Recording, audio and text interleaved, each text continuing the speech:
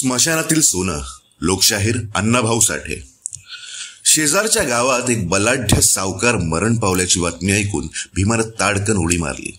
त्याला समाधानाचं भरता आलं. आनंद त्याच्या हृदयात मावेनासा झाला. त्यानं त्या गावाकडे पाहून भरकन आपली नजर आकाशात सूर्याकडे झुगारली. सूर्य तेव्हा मावळत होता. आकाशात पावसाळी ढगांनी गर्दी केली होती. ते नांगरून पडलेल्या जमिनीप्रमाणे ओबडधोबड दिसत होते. त्या अकराळ विक्राळ ढगातून मावळता प्रकाश मुंबईवर वर्षत होता. वारा मंद वाहत होता. त्यामुळे ते घनदाट जंगल करकरत होतं आणि त्या जंगलात बसलेली ती 50 झोपडी भेदरलेली होती. जुने पत्रे, चटया, फळ्या, पोती यांनी तिथं घरांचा आकार घेतला आणि त्या घरात माणसं राहत होती. बेकार वस्तूंनी तिथे बेकारांच्या ही वर धरली होती. दिवसभर पोटाच्या पाठी धावून दमलेली माणसं आता तिथं स्थिरावली होती. सर्वत्र चुली पेटल्या होत्या. हिरव्या झाडीतून शुभ्र धूर रेंगाळत होता. पोरं खेळत होती. एका प्रचंड चिंचेखाली भीमा विचारमग्न बसला होता. त्याच्या हृदयात भयंकर हुरहुर उठली होती. त्याला त्या मेलेल्या सावकाराची ओढ लागली होती. त्याचा आत्मा कित्येक वेळा त्या गावच्या स्मशानात जाऊन परत त्या चिंचेखाली येत होता. भीमा पुन्हा पुन्हा सूर्याकडे पाहून त्या गावाकडे पाहत होता. त्याला आता अंधाराची गरज होती म्हणून तो चुळबुळत होता. त्याची लाडकी लेक नाबदा जवळच खेळत होती आणि बायको घरात भाकरी थापीत होती. हा भीमा अंगापिंडानं जबरा होता. तो भर पैलवानासारखा दिसे. त्याचं प्रचंड मस्तक, रुंद गर्दन, दाट भुवया, पल्लेदार मिशा, रुंद पण तापट चेहरा पाहताच कित्येक दादांना हुडहुडीच भरत असे. भीमाचं गाव दूर वारणेच्या काठी होतं, पण रेड्याचं बळ असूनही पोट भरत नाही म्हणून तो मुंबईला आला होता. मुंबईत येऊन त्यानं काम मिळावं म्हणून सगळी मुंबई पालथी घातली होती, पण त्याला काम मिळालं ना. आपणाला काम मिळावं, आपण कामगार व्हावं, पगार आणावा, बायकोला पुतळ्यांची माळ करावी, अशी कित्येक स्वप्न फाटून भीमा निराश होऊन त्या उपनगरात जंगलात आला होता.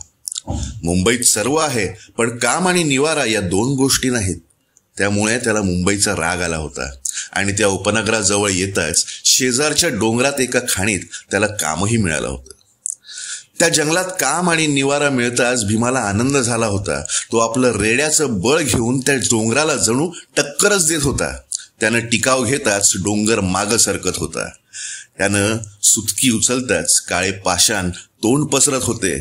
त्यामुळे कंत्राटदार त्याच्यावर खुश होता आणि भीमाही संतुष्ट होता, कारण त्याला पगार मिळत होता. परंतु 6च महिन्यात ती खाण बंद पडली आणि भीमावर बेकारीची कुऱ्हाड कोसळली. तो एका सकाळीच कामावर रुजू झाला आणि लगेच त्याला समजले की आजपासून ही खाण बंद झाली. आपलं काम सुटलं ही वार्ता ऐकून भीमा भांबावला. उपासमार त्याच्या डोळ्यासमोर नाचू लागली. क्षणात तो विवंचनेच्या डोहात बुडाला. उद्या काय हा एकच प्रश्न तो स्वतःला विचारू लागला. अंगातील कापडं काखेत दाबून भीमा घरी निघाला होता. तो एका ओढ्यावर थांबला. त्यानं तिथं आंघोळ केली आणि उद्विग्न मनस्थितीत तो घराकडे फिरला. तो त्याची नजर एका राखेच्या ढिगाऱ्यावर स्थिरावली. ती राख मढ्याची होती. जळकी हाडं सर्वत्र पसरली होती. त्या मानवी हाडांच्या जळक्या खुळक्या पाहून भीमा अधिकच गंभीर झाला. एखादं बेकार असेल बिचार, कंटाळूनच मेलं असेल, सुटलं असेल एकदाच, असं मनाला सांगू लागला. आपणही असेच मरणार. 2च दिवसात उपासमार सुरू. मग नाबदा रडत बसेल, बायको मलूल होईल आणि आपण काहीच करू शकणार नाही. इतक्यात त्या राखेच्या ढिगावर काहीतरी चमकलं. तसा भीमा पुढे आला. त्याने वाकून निरकून पाहिलं. तिथे एक तोळ्याची सोन्याची अंगठी होती. ती चटकन उचलून भीमानं करकचून मुठीत दाबली. त्याला आनंद झाला. 1 तोळा सोनं आणि तेही मढ्याच्या राखेत, याचा त्याला हर्ष झाला. मढ्याच्या राखेत सोनं असतं याचा त्याला नवा शोध लागला. जगण्याचा नवा मार्ग सापडला. आणि 2ऱ्याच दिवसापासून भीमा त्या प्रदेशात सर्वत्र हिंडू लागला. नदी नाल्यातील मसनवटे तुडवू लागला. प्रेताची राख जमवून तो चाळणीनं चाळू लागला आणि रोज त्या राखेतून सोन्याचे कण काढू लागला. बाळी, मुदी, नथ, पुतळी, वाळा असे काही ना काही घेऊन रोज येऊ लागला. भीमाचा हा नवा उद्योग जोरात सुरू होता. तो निर्भय होऊन राख चाळीत होता. अग्नीच्या दाबानं प्रेताच्या अंगावरचं सोनं वितळून त्याच्या हाडात जातं याचा त्यानं ठाव घेतला. जळकी हाडं वेचून तो त्यातून सोन्याचे कण काढली. कवट्या फोडी, मनगटकुटी, पण सोनं मिळवी. संध्याकाळी तो कुर्ल्याला जाऊन ते सोनं विकून रोख रक्कम मोजून घरी येई. त्यावेळी नाबदासाठी खजूर घेई. त्याचा तो धंदा अखंड चालला होता. भीमा प्रेताची राख चाळून जगत होता. त्यामुळे जगणे आणि मरणे यातील अंतरच त्याला कळेनासं झालं होतं. ज्याच्या राखेत सोनं असेल ती राख श्रीमंताची आणि सोनं नसेल ती राख गरिबाची, अशी त्याची ठाम समजूत झाली होती. मरावं तर श्रीमंतानं आणि जगावं तर श्रीमंतानं, गरिबानं मरूच नये असा त्याचा दावा होता. अवमानित पामराला जगण्याचा आणि मरण्याचा मुळीच अधिकार नाही, असं तो शेजाऱ्यांना दरडावून सांगत होता. जो मरते समयी तोळाभर सोनं दाढेत घेऊन मरतो तो भाग्यवान असतो, असं त्याचं मत होतं. बेकारीच्या उग्रतेने त्याला उग्र केलं होतं. तो रात्रंदिवस मसनवटी धुंडाळीत होता. मड हे त्याच्या जीवनाचं साधन झालं होतं. त्याचं जीवन मढ्याशी एकरूप झालं होतं. सूर्य मावळला, सर्वत्र अंधार पसरला. भीमाच्या बायकोनं भीमाला जेवण वाढलं तेव्हा तो गंभीर होऊन जेवू लागला. आज हा कुठेतरी जाणार हे लक्षात येऊन ती हळूच म्हणाली, आज कुठं जाणार वाटतं? मला वाटतं हे काम नको आम्हाला, कुठंतरी दुसरं काम करा. मड्याची राख, सोनं, संसार हे सारंच विपरीत आहे. लोक नावं ठेवतात. तू बोलू नको. तिचं बोलणं ऐकून भीमाचं मन दुखावलं. तो चिडक्या स्वरात म्हणाला, मी काही करीन, त्यांचं काय जातं? माझी चूल बंद झाल्यावर कोण पेटवणार आहे का? तसं नव्हे. नवऱ्याचा तो उग्र स्वभाव पाहून ती हळूच म्हणाली, भूतासारखं हिंडणं हे चांगलं नाही. मला भीती वाटते म्हणून म्हणते. मसनवट्यात भूत असतात असं तुला कोणी सांगितलं? अगं, ही मुंबई एक भूतांचा बाजार आहे. खरी भूतं घरात राहतात आणि मेलेली त्या मसनवट्यात कुसतात. भूतांची पैदास गावात होते, रानात नाही, भीमा म्हणाला. त्याचं हे बोलणं ऐकून ती गप्प झाली आणि भीमानं निघण्याची तयारी केली. तो गुरकुण म्हणाला, मुंबईत चाळून मला काम मिळालं नाही, पण मढ्याची राख चाळून सोनं मिळालं. डोंगर फोडला तेव्हा 2 रुपये दिले मला, पण आता सहज ती राख मला 10 रुपयेही देते. असं म्हणून तो घराबाहेर पडला. तेव्हा बरीच रात्र झाली होती. सर्वत्र निशब्द शांतता नांदत होती आणि भीमा अंधारातून निघाला होता. त्याने डोकीला टापर बांधली होती, वर पोत्याची खोळ घेतली होती आणि कंबर बांधलेली होती. काखेत एक अणीदार पहार घेऊन तो ढेंगा टाकीत होता. त्याच्या सभोवती घोर अंधार थैमान घालत होतं. त्याला कसलीही भीती वाटत नव्हती. सकाळी लुगडं, एक परकर पोलका, खजूर एवढाच विचार करीत होता. आज तो बिथरला होता. वातावरण घुमत होतं, क्षणोक्षणी गंभीर होत होतं. मध्येच एखादं कोल्ह्याचं टोळकं हुकी देऊन पळत होतं. एखादा साप सळसळत वाट सोडून जात होता. दूर कुठेतरी घुबड घुतकार करून भेसुरेत भर घालत होतं. त्या निर्जन जंगलात सर्वत्र ओसाड दिसत होतं. कानोसा घेत भीमा गावाच्या जवळ आला. त्यानं खाली बसून दूर पाहिलं. गावात सामसूम झाली होती. अधूनमधून कुणीतरी खाकरत होतं. एखादा दिवा डोळे मिचकावीत होता. परिस्थिती अनुकूल आहे असं पाहून भीमाला आनंद झाला आणि तो चटकन स्मशानात शिरून त्या आजच्या सावकाराची नवी गोर शोधू लागला. फुटकी गाडगी, मोडक्या किरड्या बाजूला सारीत या गोरीवरून त्या गोरीवर उड्या मारीत तो निघाला. प्रत्येक ढेपानिपाशी जाऊन कडी ओढून पाहू लागला. एका रांगेने तो नीर काढीत निघाला होता. आकाशात ढगांनी गर्दी केली होती, ज्यामुळे अंधार अधिकच काळा झाला होता. पण एकाएकी वीज उठली होती. ती ढगाच्या कप्प्यात नाचत होती. पाऊस पडण्याचा संभव वाढला होता. त्यामुळे भीमा घाबरला होता. पाऊस पडला की नवी गोर सापडणार नाही याची त्याला चिंता पडली होती. म्हणून तो चपाळी करीत होता. त्याला घाम फुटला होता आणि तो भान हरपला होता.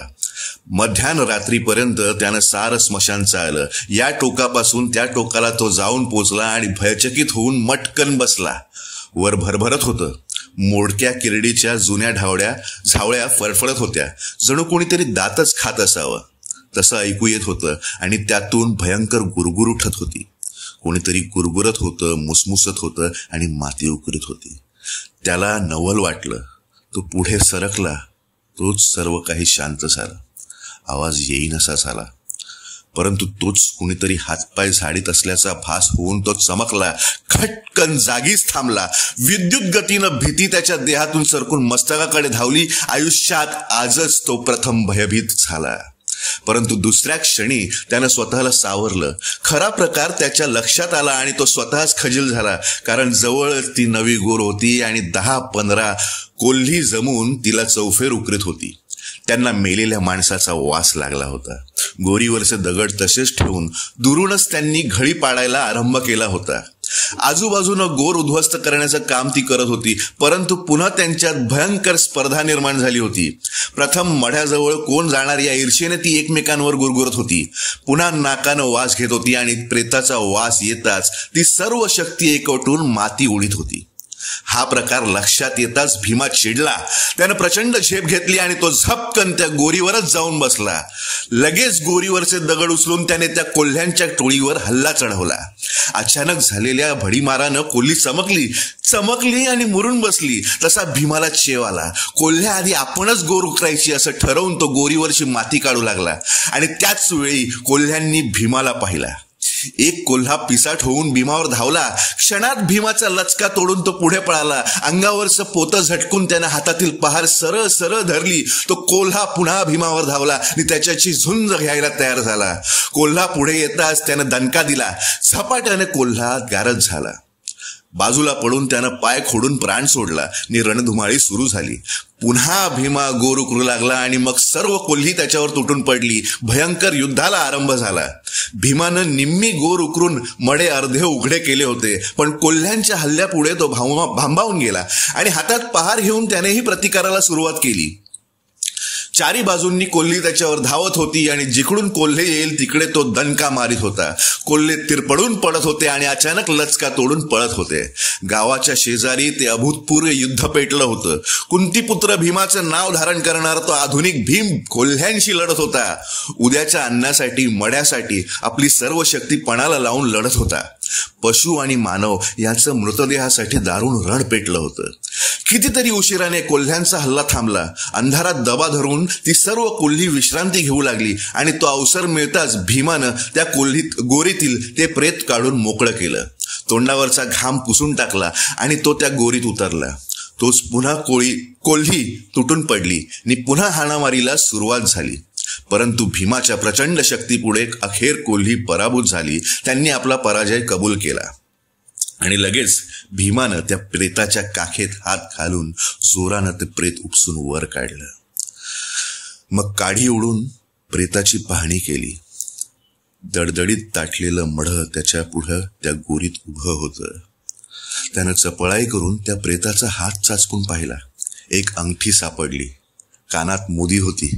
ती भीमानं ओरबाडून काढली. नंतर त्याला आठवण झाली की प्रेताच्या तोंडात नक्की सोनं असणार.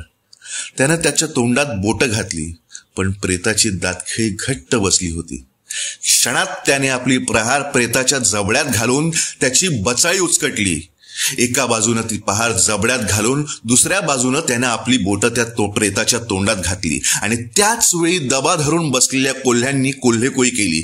सर्वांनी हुकी देऊन पळ काढला, पण त्यांच्या ओरडीनं गावातली कुत्री जागी झाली आणि कुत्र्यांनी गाव जागा केला. अरे कोल्ह्यांनी प्रेत खाल्लं चला असं कुणीतरी ओरडलं आणि ते ऐकून भीमा घाबरला.